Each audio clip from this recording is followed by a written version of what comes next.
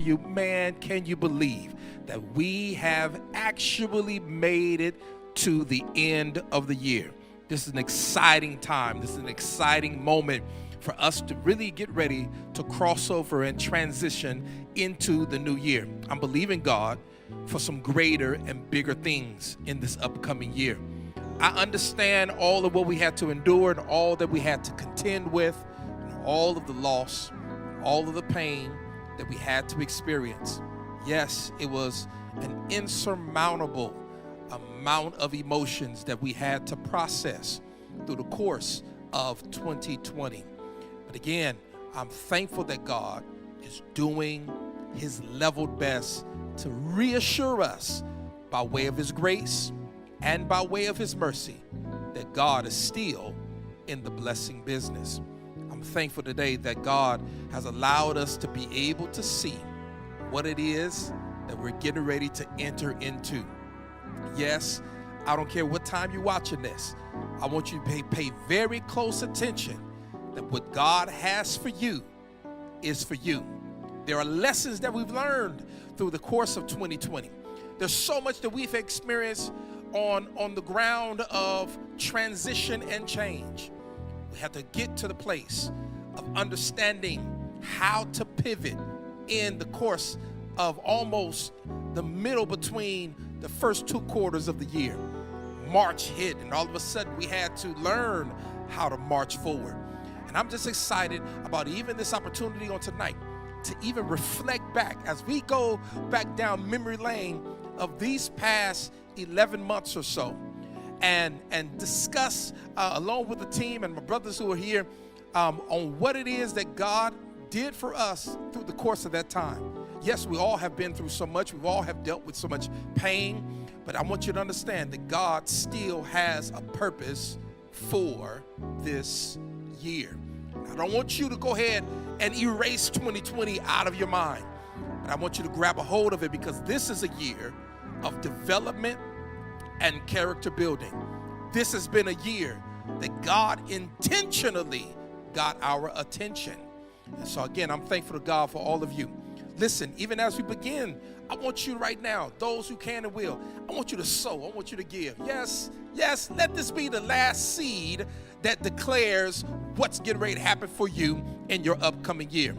I believe that God says in the word, he says, better is the end of a thing than its beginning. So I believe that this seed, even though you're giving it at the end of the year, it will speak to the beginning of what shall take place in 2021. I don't know about you people, God, but I need you right now, wherever you are. I need you to get a simple seed in hand.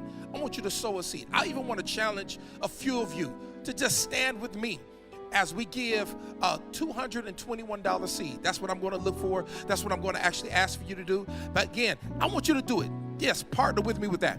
$221. I think that if we had enough people that do that, I guarantee you that we'll start the year off doing some great things, some mighty things. Those of you that have the inability to do so, listen, this is not a challenge. This is not no mandate, but it is something I believe that you want to be a part of. Get something in hand with $21 in it. I don't care if it's 121. I don't care if it is just simply $21. Whatever it is, I want you to get a seed with a $21 dividend in it.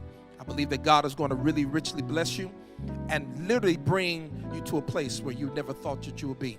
Let's get ready for what God is getting ready to bring. Listen, coming up right now, me and the host of the team, we're going to be discussing some things. Listen, y'all, you really don't know how far we have come until you begin to witness the power of how God progressively moved us forward even in the pandemic. I'm excited. Listen, let's pay attention to it right now. I'll be back very soon. God bless. Hey, what's up, family? How are you feeling? Again, it is a joy to be able to come on this evening right before we are entering into our brand new year. God has been a tremendous blessing in all of our lives, and we've experienced so much through this year. It's just really something that is just challenging to even think about at times, but to know that the Lord we serve has always been there every step of the way. I thought it would be befitting for us to really kind of take our time and do a kind of retro look at the year as we kind of cascade through the months of what we had to go through, and even as much as exfoliate and even expose some of the behind the scenes issues that we dealt with in this moment of a pivot in the middle of a pandemic. We had to just really make so many adjustments, not only deal with the fear factor and deal with the uncertainty, but at the same time having to grapple with how to make ministry work in the middle of this COVID season. It was just a challenge. And today I decided to make sure that I brought in a clear perspective from various angles and the myriad of moods that was functioning within the church. Believe it or not, this thing has been a challenge. It was an uphill climb, but we're grateful for God and how He has allowed us to get to the height of where we are on the mountain. We haven't made it to the peak yet, but we're still climbing. But again, at least we got good traction. And so I'm excited about today. I'm excited about tonight as we share and we talk amongst one another. I brought my boys, I brought my sons in the ministry, I brought my brothers, amen, in Christ, to come and just be able to share with us and dialogue in a time of discussion, and then as well as to give us a clear perspective on what it is that God is going to do for us in the upcoming year. I'm appreciative for every one of them. They are not the only ones that have contributed to what it is that we're doing right now at Unity, but there are others alike who also serve not only inside the sanctuary, but even in the cyberspace to make what we're doing possible. And again, Unity, I want y'all to be prepared because there's going to be some greater things that are soon to come. There's even some ideas that's going to be birthed in this conversation on tonight as it relates to what we do at Unity. Yeah, we got the church piece down. We got doing church down. But now one of the challenging questions that I have as a pastor, and I believe that those who are leading alike struggle with this, is how do we continue to do ministry even after all of this? You know, the future is ours. The future is real, and we're on our way to the future to do greater things. But not only do we pivot, but now we have to innovate. And how do we innovate? What does it look like? And what does that form look like? And, you know, what does the structure look like? And how do we manage it? So tonight we're going to talk, y'all. We're going to have some great conversation. We're going to open up. We're going to laugh.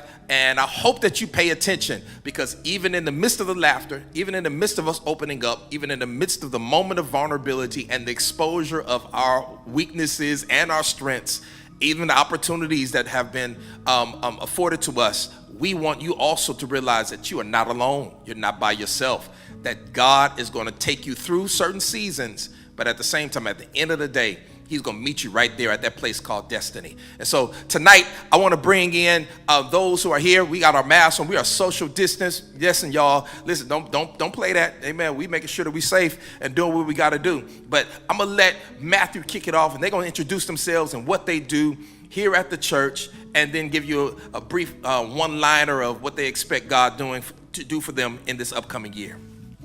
Yes, Lord. I just want to start off with that. How y'all doing? My name is Matthew, and last name is Newell. And basically, being here is man, it's surreal. We see a lot of movement, and you know, we just come to you to tell you, like, basically, God, what I see God doing, and then for me and being here is actually teaching and learning and just growing in my ministry and growing as a person. So yeah, that's basically what I see. But yeah, I hail from Compton, not too far around here, right around the corner. So yeah. All right. So what you do at the church, though? What you do? That's the question. Okay, all right. What I do here, I'm in the media, and I do audio. I'm an audio engineer, and so I have a teammate in the back. So it's just me and him. We handle all of the audio for online and inside. So yeah. I am Justin. I am the drummer. As far as next year or this upcoming year, I'm just really just looking for God just to keep exposing Himself in the sense of just, we all know God is awesome, but He's proving that He's awesome. So I'm just looking for Him just to keep doing that. So that's me. Cool stuff. Good stuff. Hey, my name is Marquise Henderson. I'm a worship leader and a minister of music here. And I just look forward just to expand on what Justin was saying. Yeah. I just look forward to just watch God just be God. It's been amazing. I mean, it's been tough. It's been different. It's been weird. Yeah. It's been all that. But at the end of the day, God is still amazing. So I look forward to just seeing what God has in store for us as a whole body of Christ in 2021. Yeah. Yeah. B. Randon. What's good, everybody? My name is Brandon Forte. I am the music director here, so I just make sure the music sounds great. I think that's my job. If it sounds trash, y'all gonna know it. My expectation for God for 2021, I think God is going to allow us to operate in full sight. I think the quarantine has exposed a lot of things in terms of where we are with our families, in terms of where we are personally with ourselves, and even where we are in our relationship with God.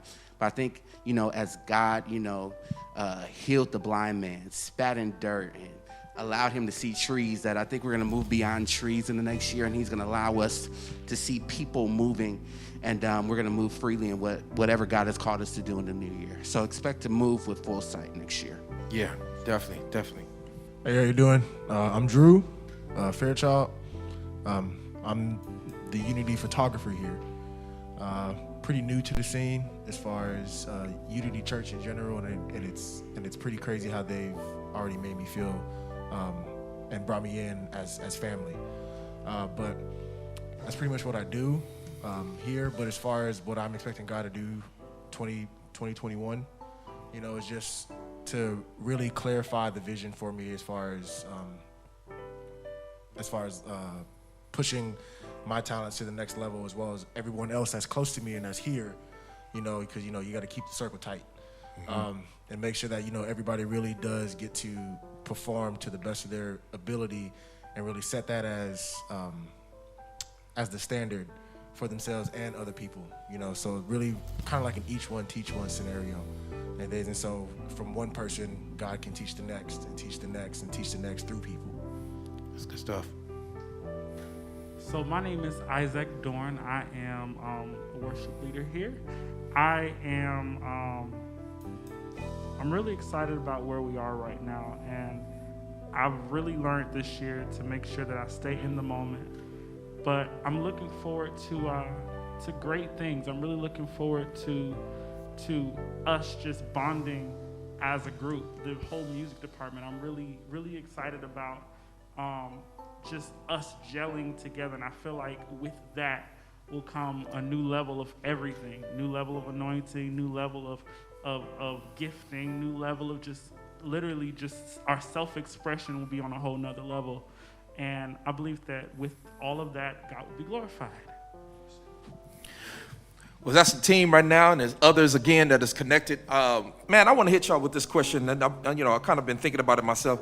Have y'all enjoyed quarantine? I mean, is there a point? Yes. Yes. Absolutely. Absolutely. It's been scary though. It's been scary. It's been scary. Okay. But yes. Tell us about it. The scary part is what everybody is thinking, that their livelihood. Yeah. You pretty much basically with work and whatnot, it got to an uncertain point. Mm-hmm. So normally when you work and you have everything, okay, 2 weeks, and then it just, in March everything just shut down. It's like, hey, look, we stopping. Right. And so it got scary, but but it's been good, because it's been, with that you learn, and God tests you. It tests all of us, maybe in the same area, but we definitely got individual different tests, and you can see when people get past that. But it's been scary. I agree with that, man, because I believe it's been a tremendous learning curve for all of us in our respective areas, professionally, personally, where we had to just really make that adjustment. I mean, that pivot, y'all, was a major pivot. I thought my ankle was going to give out on that pivot. I'm just saying, Doug, I was just trying to figure out, like, can I maintain? Because again, I mean, just as a pastor, man, we so used to being, inside the building, parishioners here, you know what I'm saying, Marquise? And you know, we're up praising, you hear the response of the people.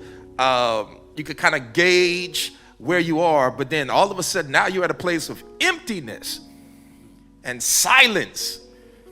And, you know, I mean, Marquise, I mean, you know, I know you probably been there because, you know, you lead praise and worship. It's like, you know, especially worship leaders, Isaac, and, you know, it's our voices that are on a Sunday morning with the people. But what happens when that soundboard is not bouncing back at you? You know, cameras don't shout back. You know what I'm saying? So, you know, how'd y'all feel? How did y'all come to the adjustment of even coming into this and knowing that there's nobody that you're singing to per se, you know, in the building? And how did you, you know, was that an adjustment? Was that a challenge? Yeah, it's the passion. I mean, did passion lead out in ministry, or is it really the purse? Which one is it? You know what I'm saying? Because when there's no longer butts in the seats and you're now dependent upon a view and a fingertip, you know, so of somebody liking it or somebody subscribing or somebody starting a watch party. And, you know, I mean, I've had moments where I'll go back and I just look and I'm like, there wasn't nobody watching. You know what I'm saying? And I had to come to grips with that they may have not been watching at that moment, but then I'll go back and I see, oh, people did go watch, or people did pay attention. Just because I saw one view, not realizing it's multiple people in the house who's viewing. You know what I'm saying? Yeah. So, I mean, even leading praise and worship and singing, Marquise, what was your thoughts? I mean, how did you feel? What was that adjustment? Because that's a pivot for us, man. We like Definitely. I mean, I think I can speak for me and Isaac both on this. I think we're still adjusting. Yeah. I think it's still an adjustment every week. It's very different, very, very new. It's the difference between rehearsals and, you know, you come in and just practice material and make sure you iron stuff out. Yeah. But literally having to be in the place where we can, you know, feel the presence of people in the place. You know, we can kind of, the energy and the spirit can balance, you know, touch and agree in the spirit and all that. It's completely different. So the adjustment, I think, is still being made, honestly. But like my level of faith in God and my prayers and my personal worship is what's kind of like carried me and kept me. And then the word that's been challenging us, that's been holding us, that you deliver every week, has been kind of like just bringing it, you know, bringing it home, solidifying it. So literally just going through that whole process has been crazy. It's been new. It's still kind of like blows my mind to this day. And not having, I mean, us as a culture of people, we are very colorful. And so, like our church, our type of church, when we come in, it became something where it's like, whoa, okay, I can go to this church and I'm gonna get that, or I'm gonna go to this church and I'm gonna get that. And so, not having nobody in the audience and literally having to be able to convey a message, trying to convey the message and the spirit out like that is completely, it's a big adjustment. Yeah. So I've been singing professionally since I was 8 years old. And so for me, I've done a lot of performing, and so because of that, I'm naturally a performer. Got you. Even you know, even in worship, it's crazy. I keep that's the part of me that I really had to think, wait, Isaac, you have to realize that it's not about the people. It's not about them. It's not about them. It's really about you. Aside from worship, if we even took that part out of it, it's about singing and doing everything from the place where you are. Woo. It's like being okay with what's on your mind, what's on your heart, what's in your spirit. That's why we have to live every day to make sure that we keep our spirits and our hearts and our minds clean. Yes. And pure, because everything that goes in comes out. So for me, this has really, this pandemic and everything that we've been going through and having to come and minister virtually, it's just been that adjustment, but it's been really good because it's made me really keep things in alignment. Yeah. You know, a lot of times, you know, as y'all are paying attention, I know y'all watching, but again, a lot of times when you all are viewing on one end, there's a whole nother feel in relation to this side of the camera. Right. And I, you know, early on, we was getting a whole lot of your text messages. Yes, we were. Yeah, we was getting all your text messages, what y'all said y'all was experiencing. We can't hear. It's distorted. It's too loud. The organ came in too loud. I can't hear, but you know, and we hear all that. But at the same time, y'all didn't even understand on this end how nerve-wracking that was, because we're trying our best to fix and work and shift and make things plain, and even as much as just really not singing too loud, not preaching too loud, not playing too loud, but even just, I mean, we had, man, come on, y'all, come on, let's tell the truth. We didn't have sound issues. We had, oh God. And you don't know how you're going to make rent? I mean, rejoice when your best friend betrays you or someone cheats on you. You rejoice?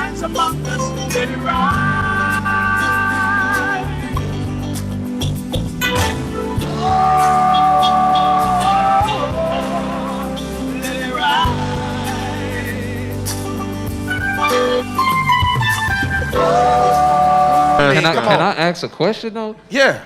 Like this, I'm really big on energy. So I want to ask a question for the singers and the musicians. So like, how for other people, this is the viewers, for everybody that's looking and saying, you know what, I play at a church or I sing at a church, but they might not have what we have.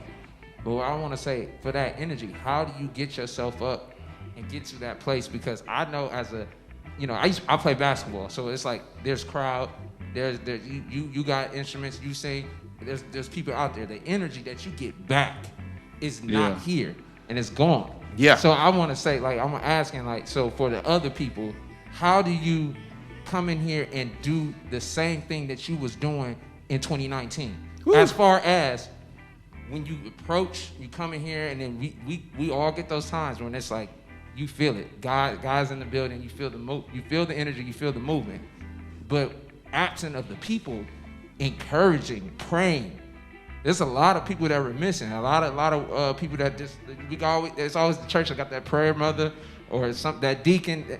That energy is not here. So how do you get ready? How do you get adjusted to the point of doing it for the camera and an empty building? So that's why I want to know if anybody want to jump in on that. Sometimes I amp myself up. I am one of those that I'm not a morning person at all. Like, I'm definitely not a morning person. I am a get up at 12 noon, go to bed around 4 o'clock in the morning type of person. So anything that's why you look like that when you come in here. For real. Yes.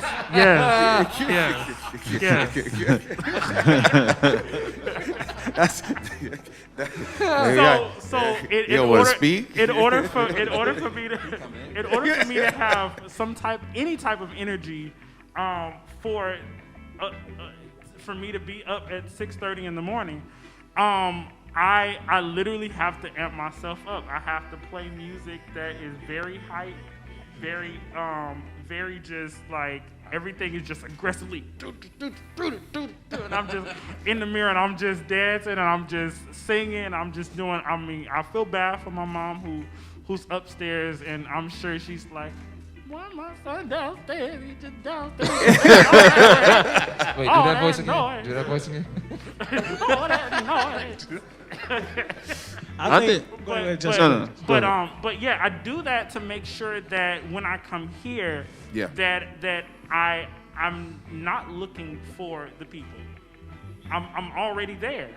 I'm already there. Yeah. Yes, Lord. I brought it with me. Yes, Lord. I brought it with me, and I'm sure that's going to encourage all of us, just not me and Marquise, but worship leaders everywhere. I'm sure after this, you'll do worship in front of people with a whole new outlook, a whole new mindset, because it's not about the people. It's about this whole relationship, this vertical that you relationship have with God. Yeah, exactly. That's all it should have ever been about. Yeah. But we made it about other things. So. Yeah. I just wanted to say, just kind of touching on what you said. You almost said it earlier a little bit. I think to answer your question is, how do we do that? I think is us as a team. We have to build that in church and out of church. We got to constantly talk to each other throughout the week. We're texting, we're calling, making sure that we're solidified and we're strong as a team and as a unit. So when we do show up, not only are we in ministry and technically working, but we're enjoying it at the same time. That way, what we present is still in excellence and is in a kind of free flow. You know what I mean? Everybody gets along, everybody loves one another. And I think you was kind of hit on it earlier. So I think that's what works. Good. Like we constantly talking to each other. Oftentimes it's not as much as we talk every week, but it's not as often. Sometimes it's like we need to do more, you know? So we just want to make sure that we're strong as a team and as a unit, that when we do come, it's okay, I got Brandon or I got Justin, because there's been times when Brandon, we didn't know, we'll come in and we're Brandon at, if it's just like 2 minutes, if it's just 2 minutes of dead time and you don't know where it's Brandon or where Justin is, it's okay, hold on. Just because we want to build that as a team, build that unit, that make sure that solid foundation is there. So I think that's, to answer your question, is how we do it. It was what, not to cut you off, Justin, but it's what Steve Jobs said. He said, you have to do what you hate to do, and that is meat. If we didn't have conversations within the week, then Sundays would be a mess. And as much as we love the views and those who were watching, at this particular moment of the pandemic, it was not the people who was going to push us through. It was going to be our passion that pushed us through.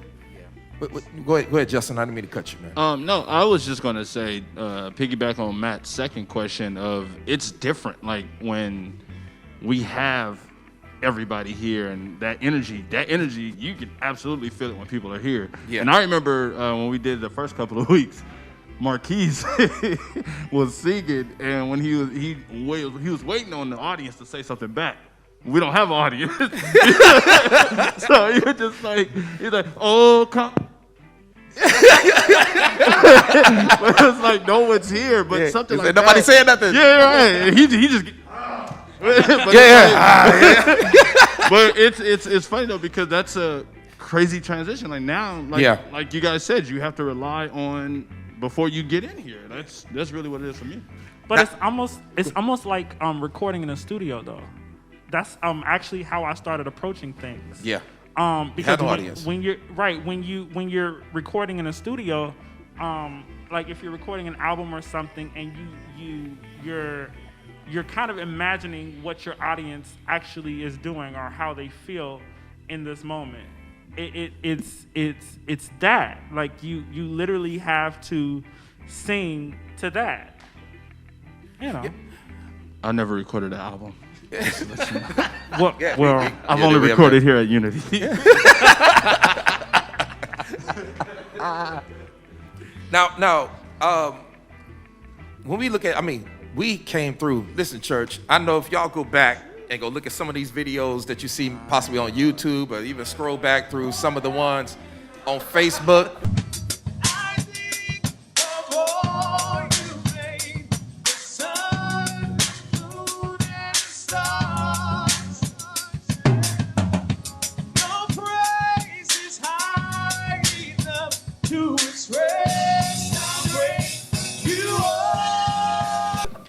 We sounded a mess. Yes, God. And we really didn't. I remember even the first time of us recording, and we're doing it live, because again, other churches was doing a lot of pre-recording, so they had a chance to kind of work through some things. I decided to do live, because I still wanted the whole live experience. I wanted to feel like we was at church, you know what I'm saying? And with that, though, I started to really question, should we do pre-record and all this stuff? But I knew that there was still an element of what we were doing that still would bring clarity of sound, and even as much as our content will become more profound. And, it was difficult. But I I had to ask this question. Let's talk about that sound for a second. We were married to distortion. Yeah, we were married. Yeah. We was married. We was On married. many levels. We got a divorce though. We got a divorce from distortion. We did. We got a my divorce. Thank God. Hey, hallelujah. Praise God. Set you free. You know, but we were trying to figure this out. Let's talk about that. I mean, we were back and forth. Either we sung from up or you sung from, sung down, moving monitors, but we just couldn't get the keys in. If we got the keys in one Sunday, we didn't have the drums. We had the drums in. We didn't have the keys next Sunday. And we could never really get a clear balance of sound. Y'all talk to me on y'all perspective. The frustration of trying to sing not too high. Y'all tell me, what's your thoughts? Brandon? I just think from my perspective, like Isaac was saying, it's a whole different mindset when you're playing live versus when you're in the studio. So in the studio, you don't do as much because you're trying to get the cleanest thing possible, have a foundation, you put that out. When you're live, that's when you have to put all the extras in there because you're bouncing off of energy. You have to make the song more than what it is. And so when things don't sound clear, when you can't really hear vocals, when you feel like the music isn't translating, like even to be honest, the feel was different. There were Sundays where I had to play low for the sake of the audience, and the feel, I was disconnected. Because I'm like, I understand why I have to do what I do, but I don't like how I feel doing what I'm doing. So yeah, sound from us listening in here to even you guys listening out here, listening out there, it plays an important role. Like even from the preaching perspective, it's one of those things like it might be one thing where he sounds great out there, but he cannot hear himself up here, and that's like it was frustrating. So yeah, those first few months was like super frustrating, and we were just trying to cut through the frustration. To be honest, those few months went almost all the way to August. Right. That was a long time trying to trek through that. But we did some upgrades and to the sound. You are the risen King. Where is he seated? Seated in majesty. And who is he? God is the risen King. But when that pivot happened, y'all, it caught us off guard. I'm just being honest. And we were frustrated. Come on, y'all. They being nice, y'all. But we were frustrated. I'm telling y'all, I need y'all to tell me how frustrated did this make you? I think we spoke on it plenty of times, week after week. Very frustrating. It's cringing to the ears, as a musician, as a singer, all that.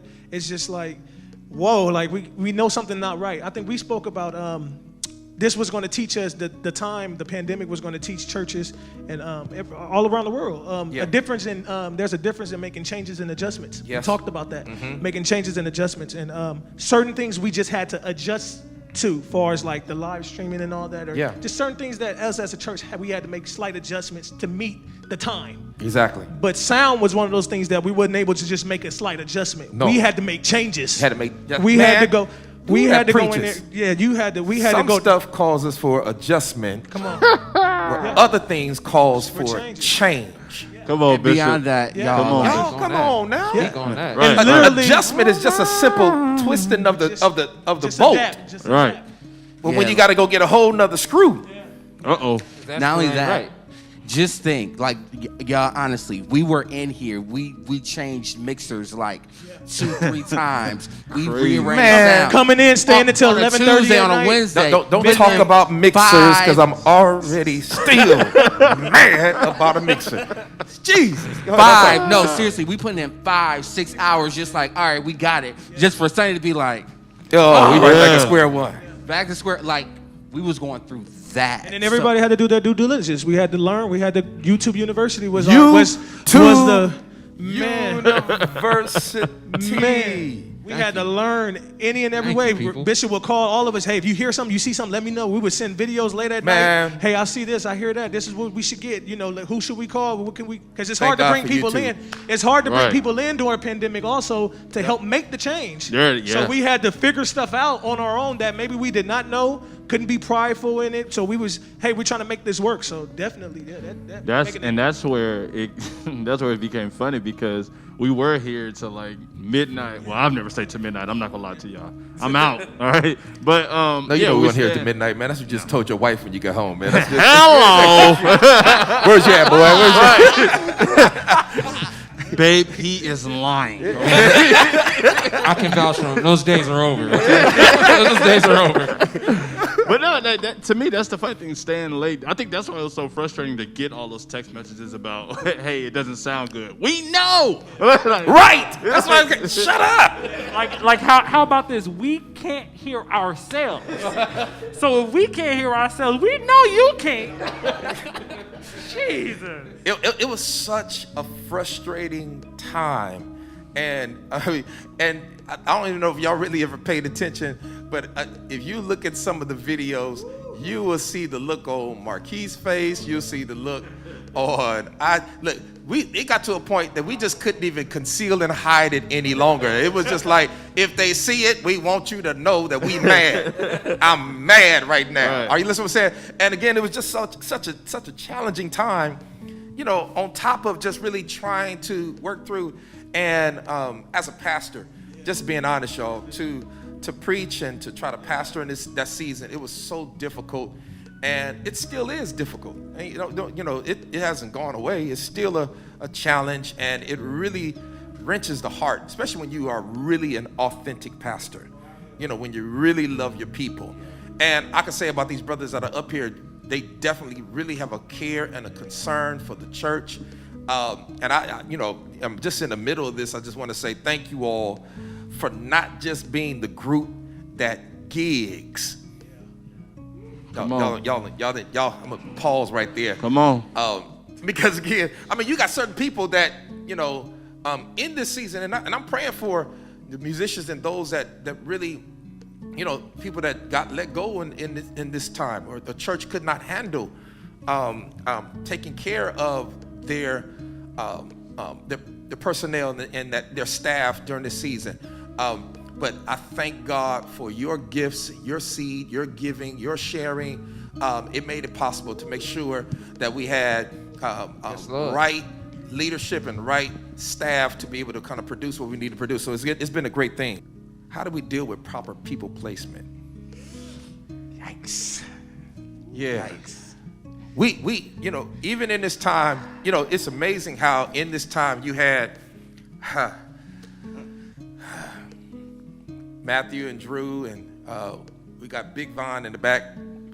Big Von. Appreciate you, Von. Yeah, proper people placement. Again, and I'm saying this, and Tom, zoom in.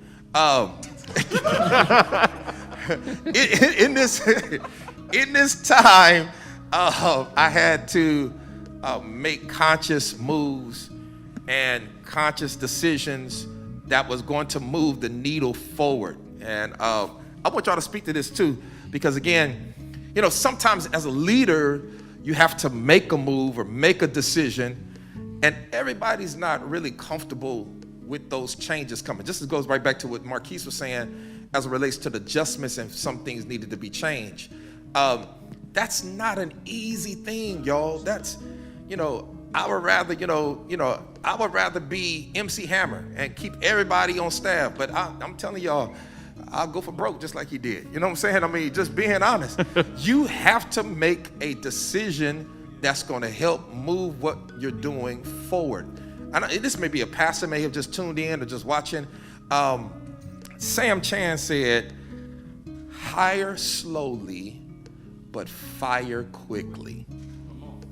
Hire them slowly, but then fire the other ones quickly. Because again, if, it got to a point where I started seeing the shift and the change. Y'all talk to me on this. From the old to the new. Right. And in order for you to grow, sometimes you got to prune the tree. Yeah. I think for me, like, whenever you're in conflict or whenever you're in a position of being crushed, those are the moments that shows who you are. Are you able to withstand the pressure? Are you able to problem solve during the pressure, or do you succumb to the pressure that was going on? And to be frank, there would be times where I would bring ideas to Bishop, ideas to Chandler, and they'd be like, been there, done that. We did that years ago. Sorry. Right. Where you been? Where you been? But even like through the new circumstances, if we didn't take the responsibility for ourselves to come up with problems, come up with solutions to our problems, then we were essentially the problem. Yeah. Because we were holding up innovation. We were holding up.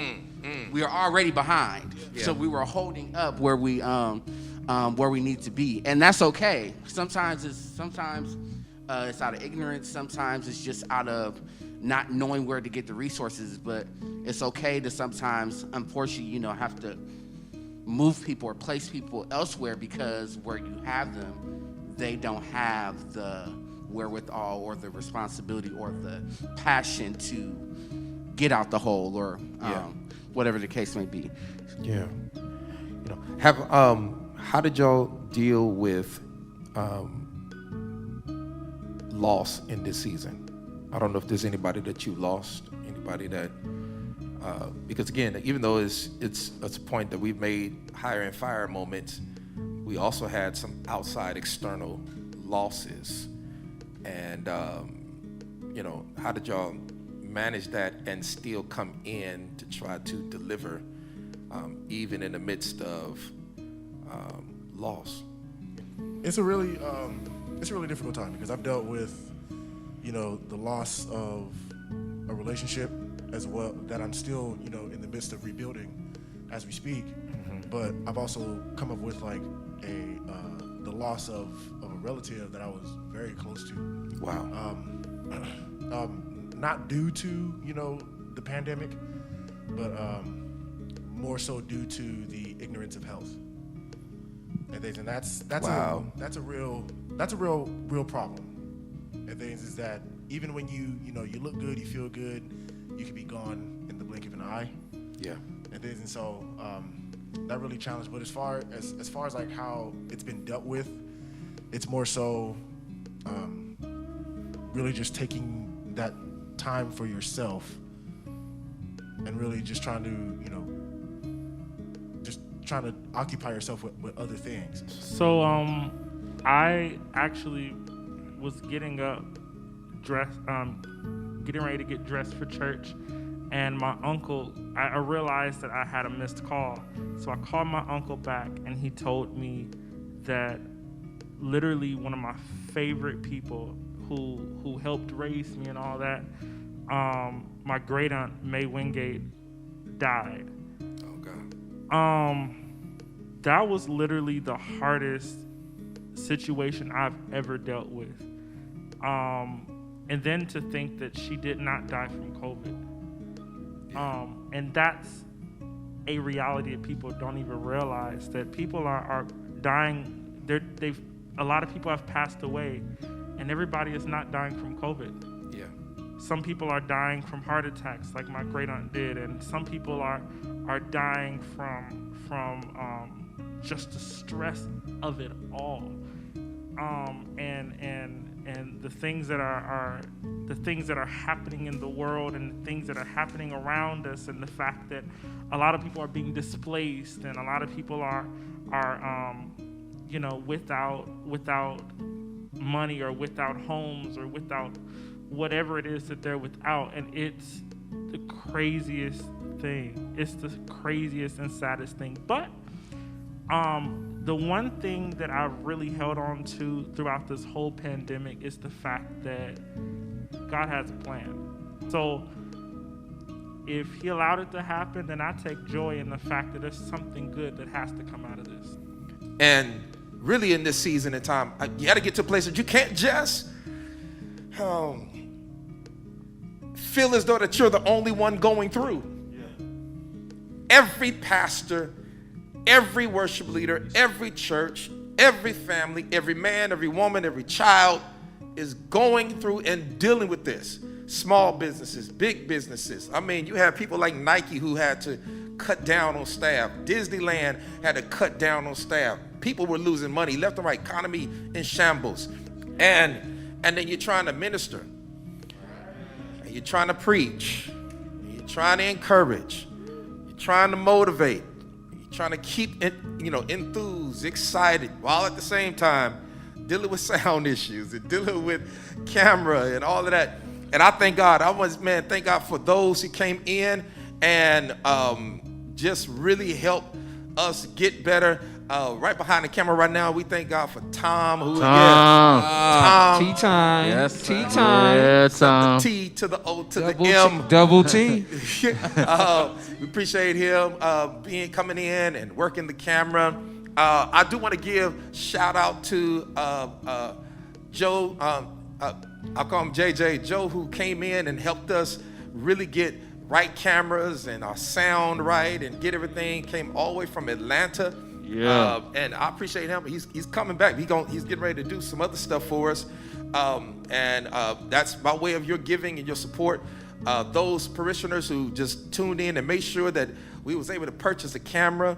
Camera's roughly about $3,000, and we had all kind of connections and all kind of stuff that's back there in the back. To which we just did some major things. And again, I'm thankful for it. So, how did you, or even us, maybe a better way to say it, how did we innovate so quickly? We went from Keystone Cops in March to working. Y'all talk to me, man.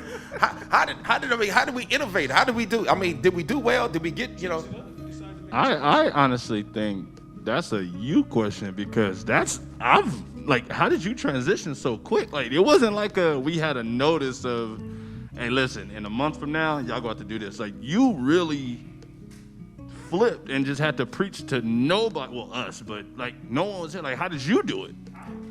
Okay. Well, in this period of time, I'm telling y'all, I was up at night watching YouTube left and right. It started off just with me in the search engine putting in distortion of sound on your stream. I was like sending out a prayer in the search engine of YouTube. Lord, may you help me. But again, I mean, it really came out to be that and that alone. Really being honest. I mean, I didn't have a chance, even and this is a sad thing, y'all, and I'm just about to be very honest. If you watching, I'm gonna let y'all know. It's sad that I couldn't get not one preacher, pastor across this nation to help me with the video and sound. Big ups to Quincy all the way in Memphis, Tennessee, who kind of let me know, hey man, pull back on the gain a little bit. I was like, okay, whatever that is. But again, I mean, just trying to find, and it was really on YouTube. Great individuals on YouTube who made videos that gave easy steps to make the transitions, as well as giving us the right gear that we needed to purchase. And that was a big thing. That was the challenge. And because we went from analog to a jacked up digital hybrid analog mixer I ain't gonna say their name, they may be watching. And then we went to, and we got our Behringer, and man, we kicked in with that, got that working, and digitally we was running the Cat 5, and it came in clear. We got mics for the, Marquis sent the mics for the drums, and we knew what to do. And then we turned around and just as of recently got the in-ears, and now everybody was able to hear like they never heard before. I mean, it was just like getting the Holy Ghost in your ear. But again, you know, we innovated, y'all, and we did it. And I can't take the credit alone. I just knew that I wanted the best and to be the best. So I didn't settle until we got to the best. And that's where I came in. I got Tom. Tom started running the camera. Man, I was excited about that. You know, Tom knew his stuff. And then I contacted Drew, and then Drew came in and did some photos and stuff. And I said, man, I'm looking pretty good on camera now. Shout out to Drew, though. Yeah. Shout out to one Drew, time. boy. He got some Yeah, great photos, Drew. great Hey. shots. Drew came in like the black man on Tyler Perry. Always. Hey, now zoom in on Yeah, Drew right yeah. now. Zoom in on him. Drew came in, man. He all fit. Put that back on. There it is. Looking like the baby over there. Boy, he came on in, boy, straight teeth and everything. It was Right, I'm boy, jealous. Look at this dude, you know. So again, the first day- needless to say, man, we had those, man. What y'all gonna say about the real pull-ups? What about Well, those? before you get to that, Bishop, real quick, Okay, just okay. a testament to what you were saying. I just wanted to say, because I think you made the changes happen. Like I think people need to really understand what you made happen as a leader. Thank you, man. We had a call, and Bishop was asking on the call at the beginning of the pandemic. Yeah. We're right in the middle of it almost. Yeah. And you were asking. He was always worried about everybody else and how we were feeling and what we were going through. And I had to tell you, I was just, you Yeah. know, as our leader, as our bishop in the church, and not only that, you are a husband, you are a father, Yeah. you are a son, and you were able to manage all of that at the same, like you literally juggled it all, balanced it without missing a Sunday, without shortchanging any of us, like whether it was with your energy, whether it was your time, whether it was, you pouring out into us, you always made sure that everybody was doing good. And then you got to a place where it was enough talking about it, we're going to make it happen. The changes and adjustments. Yes, with the sound stuff and with all the innovation and stuff, you said we need to make changes and we're going to make it happen. Yeah. And just to let the people know, and thank you to the congregation also, because Yeah. without their giving, you said it Right. multiple times during service. We need you guys to give if you guys can. We're trying to, all that. It just played a big part. And so for you to be able to juggle everything and balance that and renovate, do the church as a whole. Yeah. Like people don't, I don't think we know your true heart, like your true, like what you really had to Thank deal you. with, Yeah. as much as you say it, Yeah. but how much you had to deal with and keep your sanity at the same time in the midst of a pandemic and renovating your church, completing the building, making sure you're pouring out to people, not missing, and literally still having to be a husband, a father, and then just when do you get time for you? So Yeah. thank you for that, and we just want Shout people out to to kind our of understand leaders. that. Yeah, Shout shout out out to our to leaders. Bishop. Man, Yeah, appreciate man. y'all, man. Literally. Thank We y'all. wouldn't Yeah. be nowhere without our leaders. Nah, I totally agree with Marquise. That's I think a lot of times we get so caught up in like, man, I know Bishop is gonna bring a word, but I think in this pandemic, because I think we've all gotten closer, it's really shown me how much work this man puts in. Like, I used to honestly be like, man, preaching, he could could probably do that. dig in the crates do and get that. an old one, but yeah, like, I can get up there.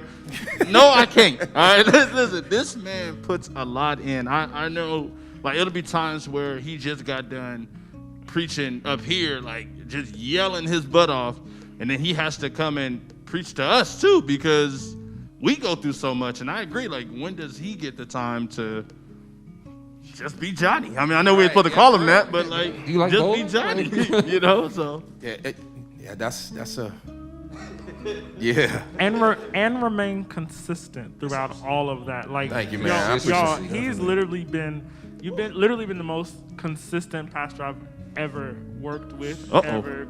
Uh-oh. Don't do that. This Get is to- live, Isaac B.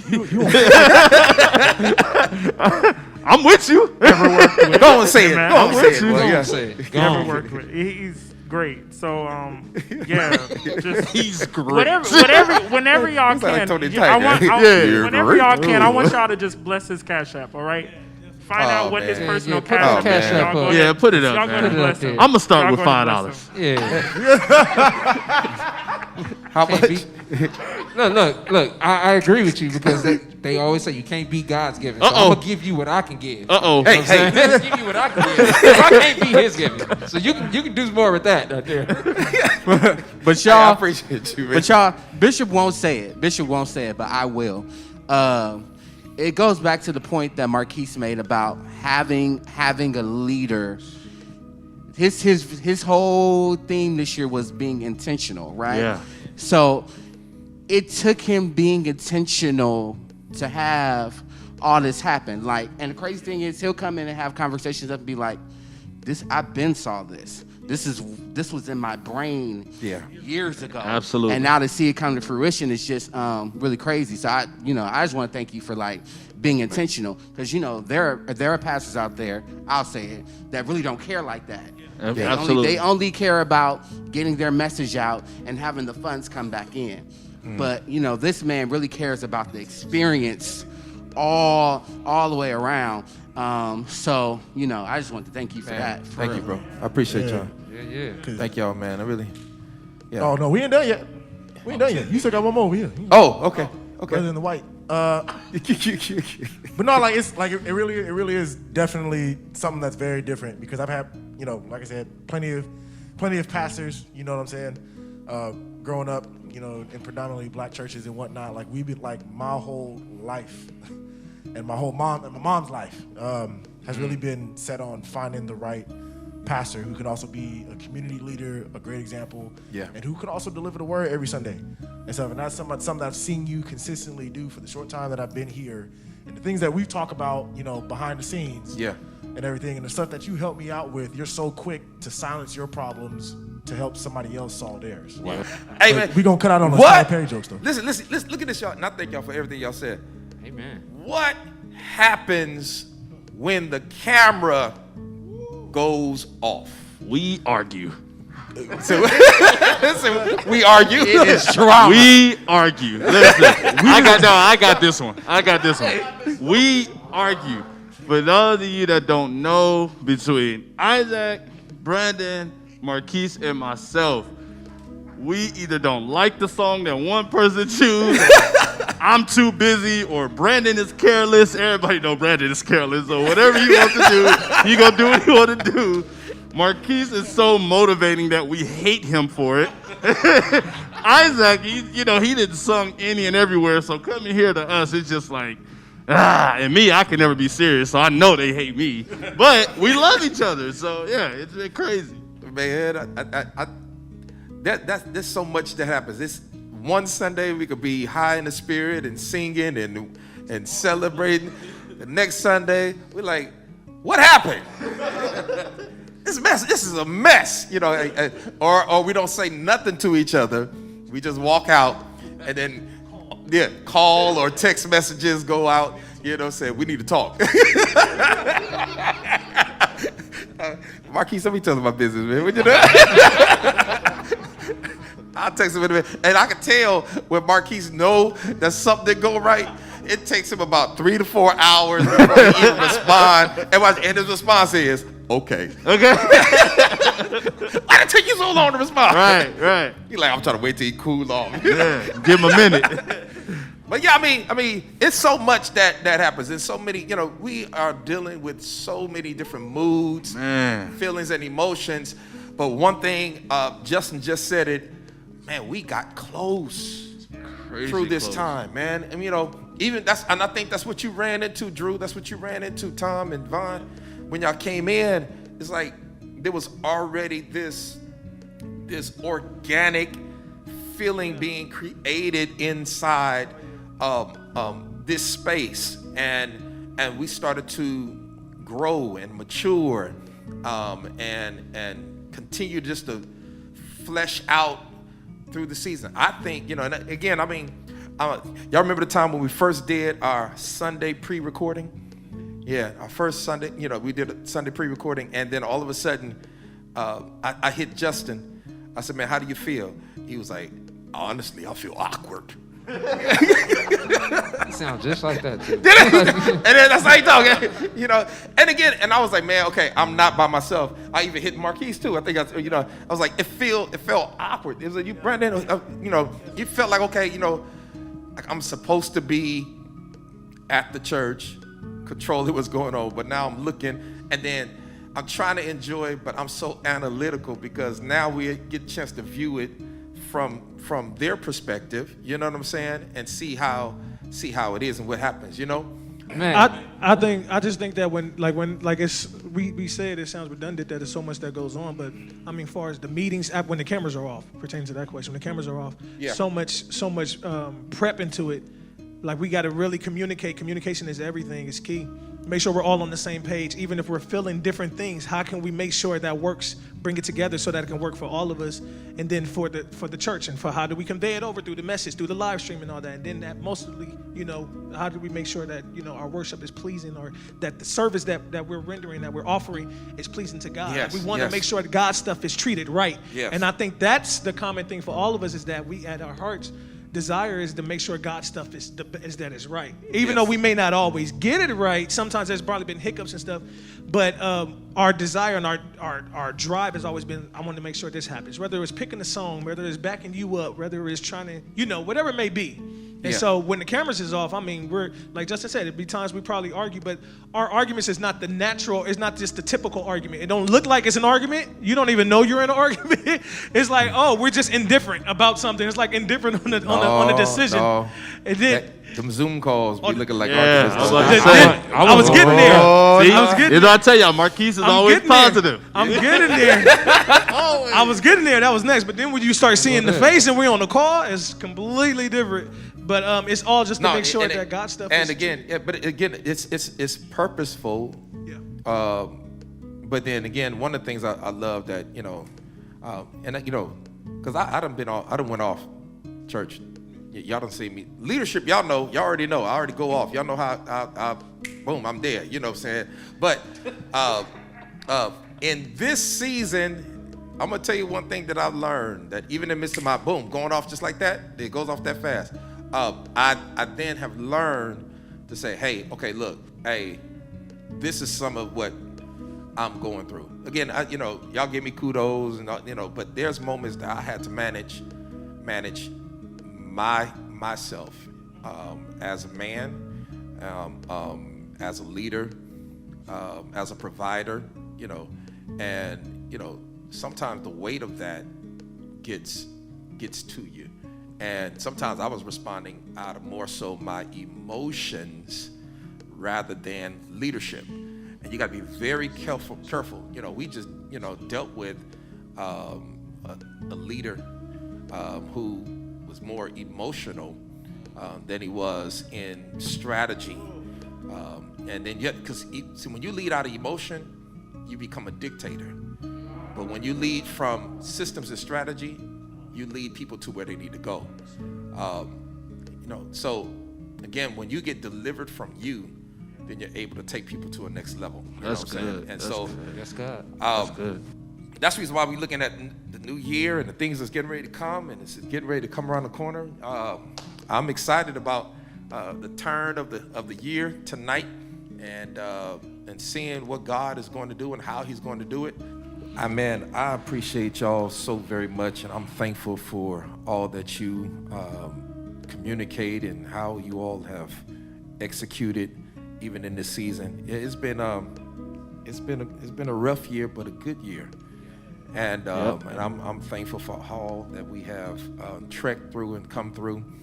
Vaughn came in, we were just at a place where we just, we didn't know if Matthew was going to be around longer, because he was, Matthew was still working with West Angeles. And so we wanted to make sure that we had somebody. And then again, I needed to make sure we had somebody who knew what to do, and who was going to actually move us to the next place.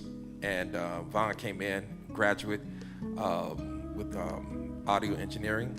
And so, as we, started moving up higher, you started having to change the level of professionalism that you had behind those particular areas.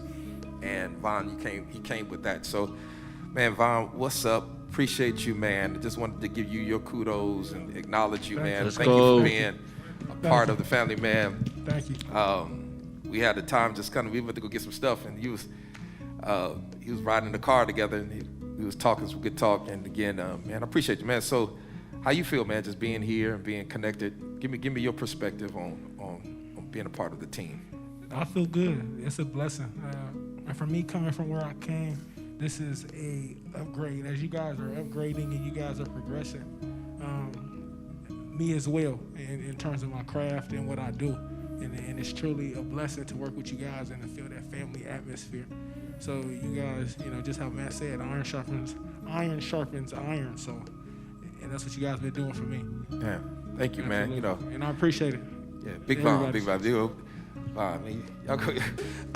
And then we look, thank God for Tom came in. Tom Ford. We appreciate him bringing the whole new flair, new flavor, new look. That aerial shot, man, that drone shot that you got in the church, dude, that is dope, Tom. the handiwork of Tom. And we appreciate it. Tom, man, just how you feel about being a part, man, and what's your thoughts? Oh man, thank you for the kind words before, but man, I love it here. I love it. I was when Vaughn reached out, asked me pretty much told me about the opportunity. Thought I knew it was something I wanted to be a part of, just because I do camera work Monday through Friday, sometimes every day of the week. So I knew this would just be different. It would be not through the company I'm with, and it would just be something on my own that I could have fun with. Yeah. I got to meet a whole new team of people. Yeah. And then also I was up for the challenge because I had done some aspects of live stream before, but I had never really done it on just I always walked into it, and this time I got to help out with the camera, and then now I get to operate the camera. Yeah. So I got to learn a lot, and I think that was real cool. But also ultimately I think the team is what makes it. I got to meet everybody. Yeah. And I want to continue to come back, and it was cool for me, man. It's Man, I appreciate real you, nice. man. Thank you. I mean, when I met you, man, it was just amazing. Like, it just like a kindred spirit. You know what I'm saying? I mean, even though you was, a brother from another mother, we still, But again, I think it was really, really healthy, and I appreciate, what you all brought to the table, and it has taken us to the next level. What a great conversation. It was a great conversation, great content, great dialogue. Again, I thank God for the team. Thank God for those brothers who have just done such an amazing work to help move what we're doing right here at Unity forward. Again, I thank God for all of them. They are vitally important in this season. Yes, those are my essential workers at this particular time. But again, I thank God for each and every one of them.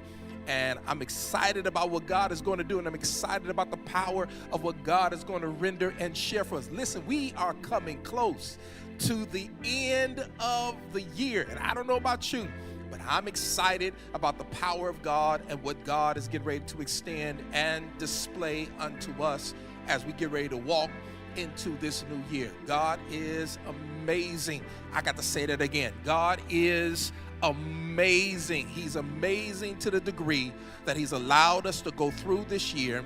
And even as much as how heavy this year has been, how heavy this season has been, we have come to realize that God has not left us.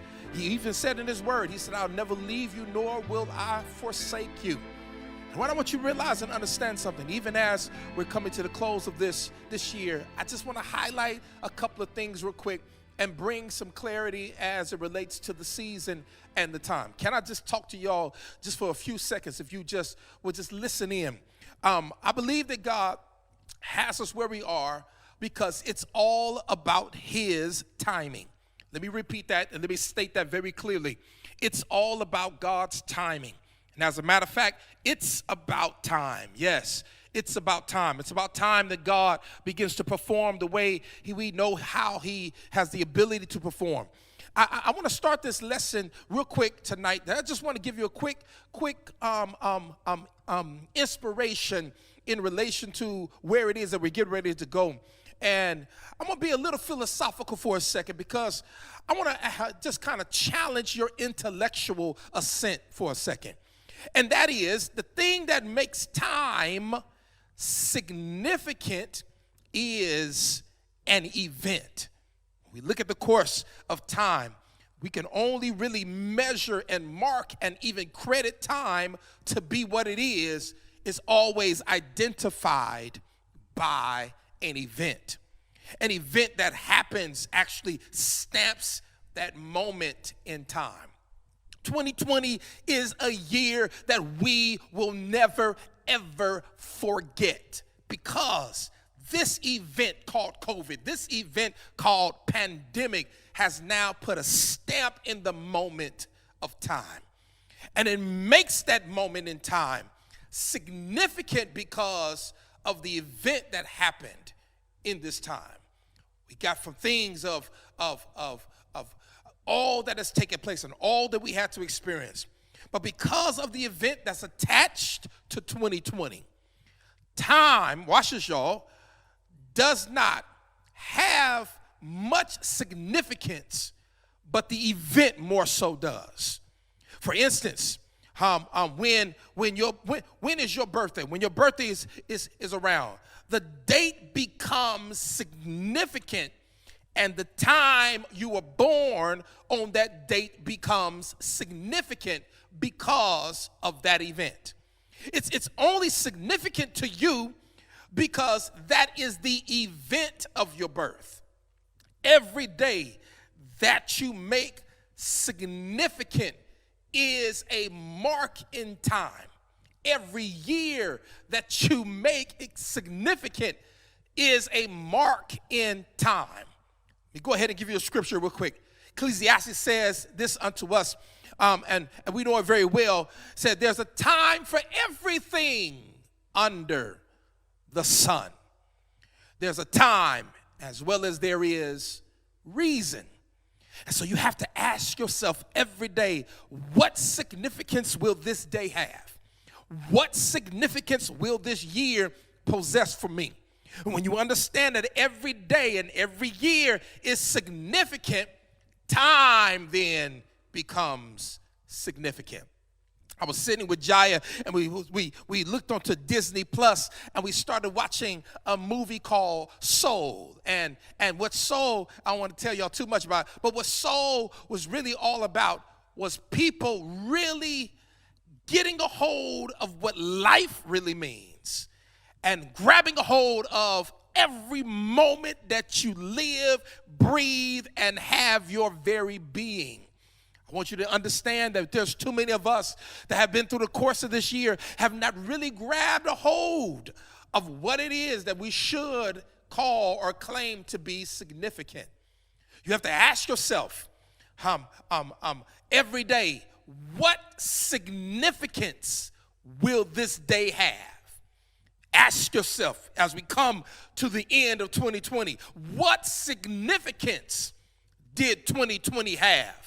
And when you understand that every day is significant because time is significant, and time becomes significant because of the event that makes it significant, there has to then be an account of everything that goes on within a year, everything that goes on within a month, within a week, or within a day. Which means a day or a year becomes significant because of the events that go on within that day or even within that year. People got, then watch this, y'all. Then that means every day that you think is a bad day. Come here, y'all. If you look back at that day and you ask yourself what happened significant in that day, and what really makes that day worthwhile, then you have to challenge yourself, begin to process and think, yes, there's some power somewhere within that day or within that time. Because listen, y'all, if that year was really a bad year, if 2020 was really a bad year, I got a question for you, and I need you to go ahead and even write this down or even take note of it. It's going to come right there on the screen. If that day was really a bad day, if that year, 2020, was really a bad year, then why did God allow you to live through that year? Whew. Why did God allow you to live through that year? If that year was really a bad year, then why in the world did you survive that year? Why did you survive that day? Why did you survive that week or month? You need to look over that period of time and say to yourself, there must have been something about that year that God wanted me to live through, to see and be able to talk about. Come here for me. There's no year that's a bad year. I'm gonna say it again. There's no year that's a bad year when you're on the Lord's side. Whew. Hear me, y'all. I wish I had a witness in here who could talk to me even before we get into the new year. No child of God should ever talk about having a bad year. You may have had some challenges within that year. You may have went through a course of issues within that year. You may have had some issues that challenge you within the days of that year. But if you live through that year, yes, this year, it was a good year. Y'all, God won't hear me, y'all. I wish I had some witnesses. I don't care how many pills you had to take that day.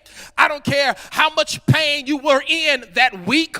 I don't care how many tears you cried that month. I don't care how many people got on your nerves that hour. I don't care how many denial letters you got from the job that week. Y'all ain't saying nothing. But if you just live through the course of that year was a doggone good year. Come on, talk to me, y'all. And even right now, you can shout about the bad things that happened in that year, because with all the bad things that happened, God told me to tell you, even before we cross over, you survived it. Yes, that's your shout. That's your praise. That's your glory, because every day may have not been a good day, but I could go ahead and grab the song and says, all of my good days, yes, outweigh my bad days, and I won't complain. Now, I'm being just a little bit philosophical. And you and I understand, because we live in what's called chronological existence. And we have to see time as a line. Watch this, y'all. Stick with me. You and I have to see time as a line. Here it is. It's what we call a timeline. We look at life through linear observation, okay? And if we look at it that way, coupled with the providence of God, then we also know that God has the ability to see down the line where we can't see. Oh yeah, hear this, y'all, because the line of time goes far beyond our sight and even our capacity to know. Here it is. I know I'm being a little philosophical even before we get into the new year, but just stick with me, because as a matter of fact, God does not just see down the line. Here it is. But because God is omnipresent, that means he's everywhere at the same time. Hear this, y'all. He doesn't just see down the line. He just doesn't see into next year, but he also is where we are even right now. He knows where we are in the line of time, and he knows where we are within that day, in that period, in that moment of time. And watch this, y'all. And even though he knows, watch this, y'all, where I'm going, he also knows where I've been, and he knows where I am right now. Here it is, y'all. He sees the beginning, here it is, y'all, from the ending. God already knew about this year. He already knew what 2020 would offer. He already knew what you would go through. He already knew who was going to be lost. He already knew what was going to take place, because God is not caught off guard. He is omnipresent. He is Alpha and Omega. He is beginning and the end. Watch this, church. I'm just trying to help somebody. God is not held bound by chronological terms. God is infinite. God has no beginning and has no end. And because of that, he ain't even worried about a new year. He's worried about your now, your future, and your past. Come on with me, y'all. See, because time for us is linear, and because God has the ability to be where I am on the timeline, here it is, he can be down the line and be where I am on the timeline at the same time. Woo, come on. And then it stands then to reason that God knows what is coming. I got to say that again, and I need you to put that in your spirit. I said, God knows what is coming before it comes to me. Which means anything that I go through, I'm even going through it right now. God already knew it was coming down the line in my life. And watch this, y'all. And then the clarity of this particular moment is this, that if God did not block it, and if he did not stop it, then there must be a reason that God allowed it. Whew. So when it comes to dealing with where I am in life and my timeline concerning purpose and destiny, I can never think I'm behind schedule or I am out of time or not going to get it. Because if I'm on the line that God put me on, and if I'm following God's directions, then God's way, God has complete clarity, complete understanding. Then all I need to do is just simply remember. I want y'all to hear me when I'm talking to y'all. You just need to remember that I can't see down the line where I'm going, but he already knows what's ahead of me, which means I got simply two choices. All I got to do in the upcoming year is trust God. Here's number two.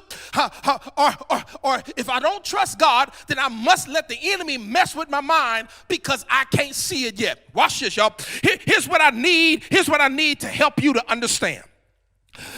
Understand this about the enemy. Understand about his tactics, his schemes, his schisms, his ways. When the enemy comes to mess with your mind, I need you to remember that the devil can't stop you because he doesn't have the ability to go ahead of you in time, watch y'all, and change what God has for you. Y'all missed what I just said. Did you capture that? I said he has the inability to go ahead of you in your timeline and mess up what God has for you. I want you to realize that what God has for you in 2021, the devil in hell cannot stop you. That's the reason why I come to a point where I begin to grab a hold of our 2021 theme that God told me to tell you. Let's dominate just this year. He says in Luke 10 verse number 19 in the English Standard Version, behold, I've given you authority to tread on serpents and over all the power of the enemy, and nothing shall hurt you.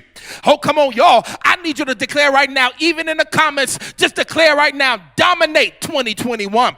Everything in life, everything that you shall go into, everything you shall come into contact with, you shall dominate in. Hear me when I tell you, y'all. He can see it. The devil can see it. The enemy can see it, but he cannot change it. David put it this way.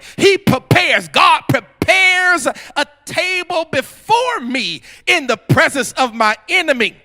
Don't miss the adverb of time, which means in that psalm, the shepherd goes ahead of the sheep. And after he puts the sheep to sleep and down where the shepherd is, he's clearing out. I'm going to talk to me, y'all. Right now, God is clearing out your April. He's clearing out your June. He's clearing out your September and your November of 2021. He's making things clear. He's cleaning out where the enemy try to go into. Here it is, y'all. He's getting out the debris. He's getting out the pain. He's removing the depression. He's getting out the sadness. He's putting in happiness. He's putting in your joy. He's putting in power. He's putting in authority. And where he's going to take you tomorrow. Y'all ain't said nothing. Let me say it again. I said, where he's going, he's getting ready to take you into it tomorrow. Y'all ain't heard me, y'all. But what David is saying, down where the sheep aren't, that's where the shepherd is. Can I say it again? Down where the sheep are not, that is where the shepherd is. The enemies of the sheep are down there where the shepherd is, watching the shepherd prepare the blessing, but he can't do nothing to stop him from preparing the blessings. That's why David said he prepares a table before me in the presence of my enemies. The reason some people don't like you is because they see in you what you don't see in yourself yet. They see in you what you don't see God preparing yet. That's the reason why I hear this, y'all. You got to realize you got some enemies that's been sitting around your next year thinking that they're going to be able to hold you down and hold you bound. But God says, I'm preparing a way for you.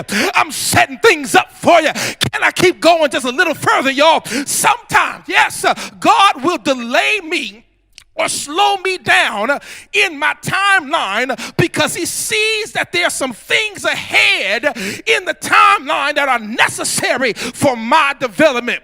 But watch this, y'all. He knows there's some stuff ahead of me, so he slows me down for me to have a moment to get developed before I get into the place of dominance. Let me help you all out. 2020 should have been the year of development as we go into a new year called dominate. Y'all hear me, y'all?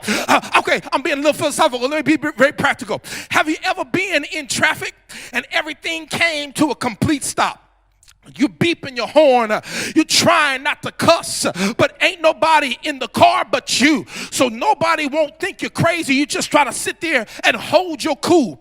You beeping your horn, you're wondering what in the world is going on. You're trying to see what's going on as you're looking around. And finally, after you make, watch this, some progress, you see that there was an accident. And because of the accident, everything had to be shifted into another lane. When it got shifted, you got slowed down. Here it is, church. So the reason why it got shifted and you had to slow down, it was so that you can avoid the accident. Come here, people of God. God says the reason he slows some things down for you is because where you were headed and the lane that you was in, an accident happened down the road because you were going too fast trying to get to your place that you consider to be destiny. You tried to open up the business too quick. You tried to get married too soon. You went for the promotion and you didn't get the job. He says, but when you give yourself to me, he says, I put you on my schedule. I put you on my timeline to only want what I want for your life. That's what God is telling you in 2021. Stop going after stuff that God did not want for your life.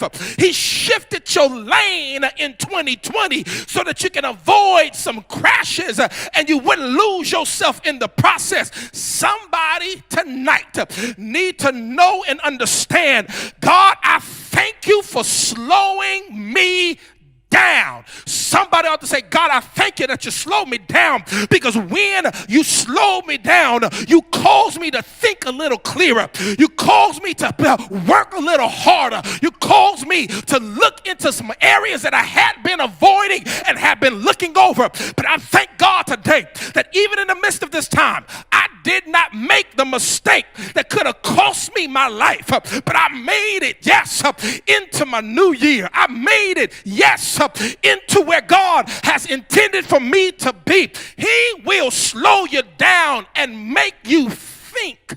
Some of y'all have been there, and that's why some of y'all don't want to say amen even as you listen to what I'm saying. But you was moving too fast, and you are about to mess up your life, and God brought you by way of a disease, a virus, to a screeching halt, shifted your lane, and said, slow your roll. This word for you tonight is who you thought you would be by now, or this is for somebody who thought by now you should be further along. But now you've come to this point with frustration. And you got to look back over the course of this year and begin to process. I thought my business would be further. I thought I would have did this by now. I thought I would have had this. My plans got altered. But I want you to understand. You say, I had a schedule, Bishop. You don't understand. I had certain things by a certain age I wanted to be here. but I'm looking at my age and I'm looking at my schedule and it's not matching up. You wrote out a plan. By 2020, this is where you wanted to be. You wanted to be out of debt, wanted to be financially secure. You wanted to have the children out the house. You didn't want to be dependent on nobody else's money. Hell, you wanted to be married by now. You're looking at your schedule, your time, and you're saying something is off. I came to tell you, God may be slowing things down. Because watch this. I'd rather it take me longer than for me to allow it to take me out. I'd rather for it to take me longer than for it to take me out. So I came to just tell y'all tonight, as we get ready to go into the new year, throw away your life plan. Put it away and say to yourself, I'm on the right schedule because I'm on his timeline. I know y'all can't get with this right now. Throw away your plan. Put together based on your time where you want it to be and your accomplishments. Let that go. Get up under the umbrella of the guidance of God and say, I don't have it yet, but I'm on schedule. Oh, it's about God's time. I couldn't have gotten it 2018. I couldn't have gotten it 2019. It wasn't prepared for me to have it in 2020. But 2021, I'm going to get on his timeline. And I'm going to grow. And I'm going to mature. So whatever God has for you, he feels the freedom to give it to you because you're functioning in his timing. I'm on his timeline. As a matter of fact, and I'm finished, that sometimes you out to shout in your house because God says you still have time. That's the power. Sometimes God delays what you want. But sometimes God sets you up for a place of dominance. Luke 10:19. Don't forget it. Behold, I've given you authority to tread upon serpents and over. I'll give you authority over the power of the enemy, and nothing shall hurt you. I want to say to you, even as we get ready to go into this brand new year, get ready for the dominance and the dominion that he's always fashioned and had assigned for you in this upcoming year. Time is filled with swift transitions. But one thing I come to understand, when I'm on his timeline, all will happen in accordance to his will. Wow, people of God, listen, it is about God's timing. I don't want you to miss what God has for you in this new year. Yes, happy new year to every one of you. God bless you all. Again, we're excited about the freshness of a brand new start. Again, I believe God is going to do something for you that you never thought would be imaginable, and it's going to take place. What I want you to do, still want you to sow. I want you to give. I want you to be committed in this. Start this year off right and do what you're supposed to do as we share together in a time of giving and a time of being fruitful towards what God wants us to do. Again, we've shifted from our timing and got on his timeline. And when we see him moving, we'll see some things that he had prepared for us even before we got there. I'm thankful to God for all of you. Listen, if you're looking even this year to partner with us, I'm reaching out to you right now. Give your life to Christ. Get connected with Jesus. I'm telling you, he is the Savior of the world. If you give your life to him, I guarantee you nothing in life for you will be at a place that you will not be able to handle. Things will come, issues will come, but you will no longer do it by yourself because Jesus is in your midst. Finally, get connected with this house. Become a partner. The information is right there on the screen. Partner with us. Be a part of what we're doing. Grow with us as we continue to seek out God's will. We love you, and we are excited about you. God bless you all. Happy New Year, y'all. Please have a great, safe New Year, and I'll see you soon.